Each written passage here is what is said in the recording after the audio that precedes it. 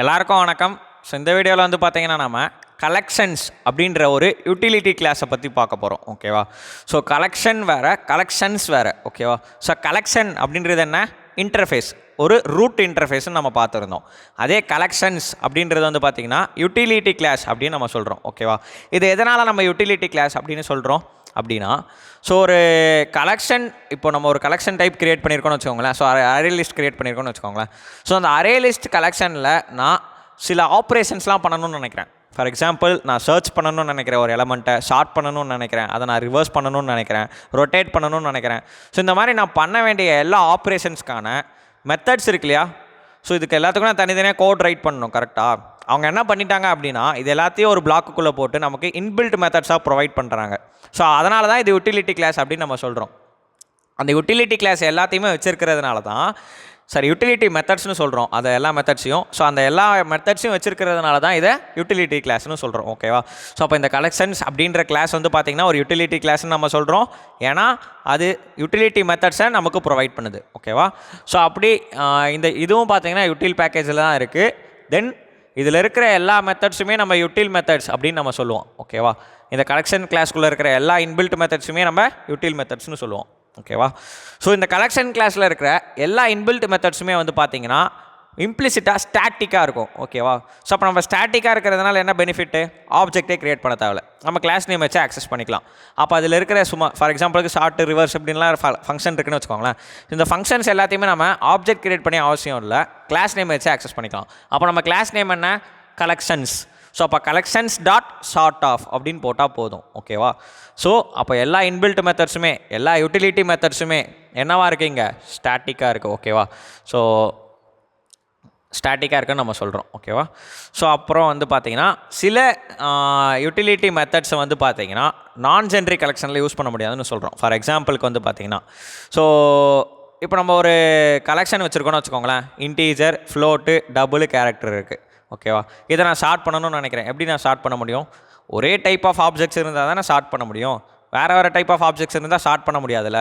So அந்த மாதிரி சில யூட்டிலிட்டி மெத்தட்ஸ் வந்து பார்த்திங்கன்னா நான் ஜென்ரிக் கலெக்ஷன்ஸில் நம்ம யூஸ் பண்ண முடியாது. ஃபார் எக்ஸாம்பிள் ஷார்ட், இப்போ நான் சொன்ன மாதிரி. ஸோ கலெக்ஷன்ஸ் கிளாஸை பற்றி நம்ம பார்த்துருக்கோம். இப்போது அந்த கலெக்ஷன்ஸ் கிளாஸில் இருக்கிற சில இன்பில்ட் மெத்தட்ஸ் பற்றி நான் உங்களுக்கு காட்டுறேன். ஸோ இம்பார்ட்டண்ட்டான மெத்தட்ஸ் பற்றி நான் உங்களுக்கு காட்டுறேன். ஸோ இப்போ நாங்கள் வந்து பார்த்திங்கன்னா A1 ஒரு அரே லிஸ்ட் க்ரியேட் பண்ணியிருக்கேன். ஸோ இன்டீஜர் டைப்பில் க்ரியேட் பண்ணியிருக்கேன். ஸோ அப்போ நம்ம A1 ஒரு அரே லிஸ்ட் இங்கே க்ரியேட் ஆகிருக்கும். ஓகேவா? ஸோ இதில் வந்து பார்த்திங்கன்னா நான் என்ன ஸ்டோர் பண்ணுறேன்? 100, 200, 50, தென் 500 அப்படின்னு வந்து பார்த்திங்கன்னா 4 ஆப்ஜெக்ட்ஸை நான் ஸ்டோர் பண்ணியிருக்கேன். ஓகேவா? ஸோ சில இன்பில்ட் மெத்தட்ஸ் பற்றிலாம் நம்ம பார்த்துடலாம். இதில் வந்து பார்த்திங்கன்னா ஃபஸ்ட்டு மேக்ஸ்னு ஒரு மெத்தட் இருக்குது. ஓகேவா? ஸோ இந்த மேக்ஸ்ன்ற மெத்தட் என்ன பண்ணோம் அப்படின்னா, இருக்கிற கலெக்ஷன் டைப்பில் எது மேக்ஸிமமான எலமெண்ட்டோ அதை ரிட்டர்ன் பண்ணும். ஓகேவா? ஸோ இப்போ இருக்கிறதே இங்கே எது மேக்ஸிமமான எலமெண்ட், ஸோ அந்த எலமெண்ட்டை தான் இப்போ நமக்கு ரிட்டர்ன் பண்ண போகுது. அப்படி பார்த்தோம் அப்படின்னா இருக்கிறதுல A1ன்ற அரே லிஸ்ட் கலெக்ஷனில் 500ன்றது தான் மேக்ஸிமமான வேல்யூ. ஸோ அப்போ நமக்கு அவுட்புட்டில் 500ன்னு கிடைக்கும். ஓகேவா?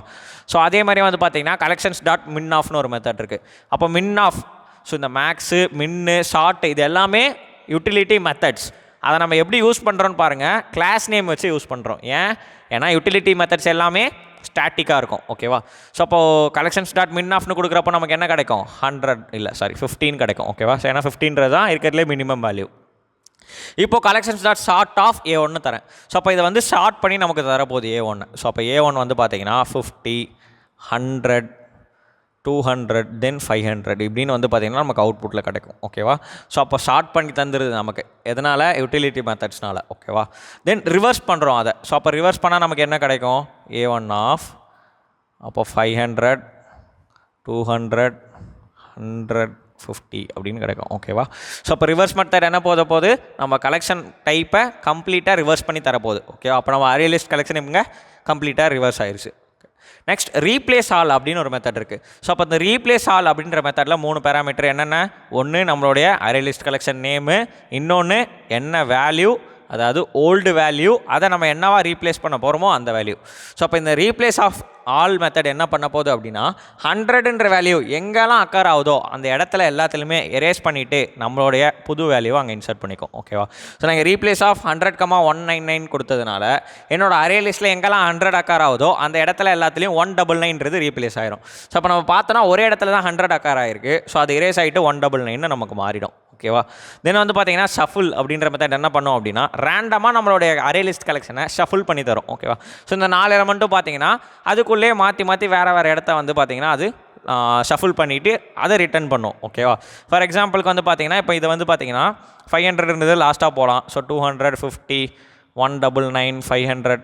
ஸோ இந்த மாதிரி வந்து பார்த்தீங்கன்னா ஒரு தரையும் ஒரு மாதிரி ஷஃபுல் பண்ணி ரேண்டமாக ஷஃபுல் பண்ணி தரப்போகுது. அவ்வளோதான் இந்த ஷஃபுல் மெத்தட் பண்ண போகுது. ஓகேவா? Then collections dot binary search of. So இதில் வந்து நான் இந்த அரே லிஸ்ட்டில் வந்து பார்த்தீங்கன்னா ஒரு எலமெண்ட்டை சர்ச் பண்ணணும்னு நினைக்கிறேன். ஸோ அந்த எலமெண்ட்டை சர்ச் பண்ணுறதுக்காகவே இந்த பைனரி சர்ச் அப்படின்ற மெத்தட் இருக்குது. ஓகேவா? ஸோ இப்போ binary search of collection name comma என்ன வேல்யூ நீ சர்ச் பண்ண போகிற 200 அப்படின்றத நான் சர்ச் பண்ண போகிறேன். ஸோ 200 இந்த இடத்துல எங்கே இருக்குது? 200 இந்த வந்து பார்த்தீங்கன்னா இங்கே எனக்கு 01 ஃபஸ்ட் இண்டெக்ஸில் இருக்குது. ஓகேவா? ஸோ அப்போ நமக்கு இங்கே 1ன்னு கிடைக்கும். ஓகேவா? Then collections dot fill of A1,5ன்னு தரோம். ஸோ இந்த ஃபில் மெத்தட் என்ன பண்ணும் அப்படின்னா A1ல் எத்தனை எலமெண்ட்ஸ் இருக்குது? 4 எலமெண்ட்ஸ் இருக்குது. ஸோ நம்ம இந்த 4 எலமெண்ட்டுமே ஒரு பர்டிகுலர் வேல்யூவை வச்சு ஃபில் பண்ணிடும். அப்போ இந்த 4 எலமெண்ட்டுமே வந்து பார்த்திங்கன்னா இப்போ 5 5 5 5 தான் இருக்கும். ஓகேவா? ஸோ அப்போது ஒரு பர்டிகுலர் எலமெண்ட்டை கம்ப்ளீட் அரே லிஸ்ட்லேயே நம்ம ஃபில் பண்ணுறோம் இல்லையா? அதான் இந்த ஃபில் ஆஃப் மெத்தட் பண்ண போகுது. ஓகேவா? ஓகே. இப்போ ஃப்ரீக்வன்சி ஆஃப் அப்படின்ற மெத்தட் என்ன பண்ண போகுது அப்படின்னா இந்த இடத்துல ஸோ ஃப்ரீக்வன்சின்றது என்ன பண்ணும்? ஒரு எலமெண்ட் எத்தனை தடவை ரிப்பீட் ஆயிருக்குன்னு காட்டும். ஸோ இப்போ நம்ம இங்கே பாருங்கள் collection start frequency of collection name comma 5 கொடுத்துருக்கேன். 5 எத்தனை தடவை வந்திருக்கு? 1 2 3 4 டைம்ஸ். அப்போ நமக்கு அவுட்புட்டில் 4ன்னு கிடைக்கும். ஓகேவா? இந்த ஃப்ரீக்வன்சி மெத்தட் அதான் பண்ணும். தென் இப்போ நம்ம கலெக்ஷன் இன்டர்ஃபேஸுக்கும் கலெக்ஷன்ஸ் யூட்டிலிட்டி கிளாஸுக்கும் ஒரு டிஃப்ரென்ஸ் பார்த்துடலாம். ஓகேவா? ஸோ இன்னும் நிறைய யூட்டிலிட்டி மெத்தட்ஸ்லாம் இருக்குது. நம்ம அது எல்லாத்தையுமே யூஸ் பண்ண ப்ரோக்ராமில் யூஸ் பண்ணுறப்போ பார்க்கலாம். ஸோ இதெல்லாமே வந்து பார்த்திங்கன்னா பேசிக்காக தேவைப்படுறது. ஓகேவா? ஸோ இப்போ கலெக்ஷன்ன்றது என்ன? ஒரு இன்டர்ஃபேஸ். அதே கலெக்ஷன்ஸ் அப்படின்றது என்ன? ஒரு யூட்டிலிட்டி கிளாஸ். கரெக்டாக நம்ம பேசின மாதிரியே. தென் ஒரு கலெக்ஷன்ற ஒரு இன்டர்ஃபேஸ் அப்படின்றதுனால அதில் இருக்கிற மெத்தட்ஸ் எல்லாமே அப்ஸ்ட்ராக்டாக இருக்கும். ஓகேவா? ஸோ அப்போ அதுக்கு இம்ப்ளிமெண்டேஷனே இருக்காது. அதே கலெக்ஷன்ஸுன்றது ஒரு கிளாஸ்ன்றதுனால அதில் இருக்கிற எல்லா மெத்தட்ஸுக்குமே இம்ப்ளிமெண்டேஷன் இருக்கும். ஸோ கான்க்ரீட்டாக இருக்கும். அதே சமயத்தில் அது ஸ்டாட்டிக்காகவும் இருக்கும்னு நம்ம பார்த்துருந்தோம். ஓகேவா? ஸோ அப்போ அதனால தான் நான் எல்லா இடத்துலையுமே கலெக்ஷன்ஸ் டாட் அப்படின்னு யூஸ் பண்ணியிருந்தேன். ஸோ ஸ்டாட்டிக் மெத்தட்ஸை நம்ம கிளாஸ் நேம் வச்சு ஆக்சஸ் பண்ணிக்கலாம். ஓகேவா? ஸோ இதுதான் அதோட பெனிஃபிட். ஸோ இதான் வந்து பார்த்திங்கன்னா கலெக்ஷன்ஸ் அப்படின்ற யூட்டிலிட்டி கிளாஸை பற்றின வீடியோ.